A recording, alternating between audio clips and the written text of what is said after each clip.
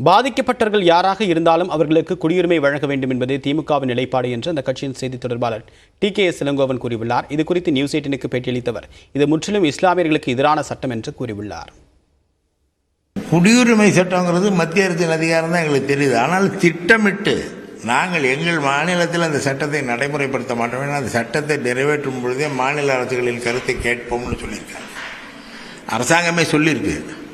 இன்னைக்கு அதிகாரம் இல்லையா இருக்காங்கிற கேள்வி இப்போ வந்தாலும் அன்றைக்கு அவர்கள் சொல்லியிருக்கிறார்கள். அந்த அடிப்படையில் சில மாநிலங்களை கருத்து கேட்டார்கள். அந்த மாநிலங்களில் எதிர்கருத்து வந்தவுடன் அதை அப்படியே நிறுத்திவிட்டார்கள்.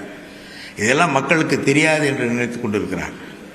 CAA சட்டத்தை பொறுத்தவரை எங்களுடைய கேள்வி, பாதிப்புக்கு ஆளாகி இருக்கும் இந்தியர்கள் அவர்கள் யாராக இருந்தாலும் அவர்களை இந்தியா குடியுரிமை கொடுத்து ஏற்றுக்கொள்ள வேண்டும் என்பதுதான்.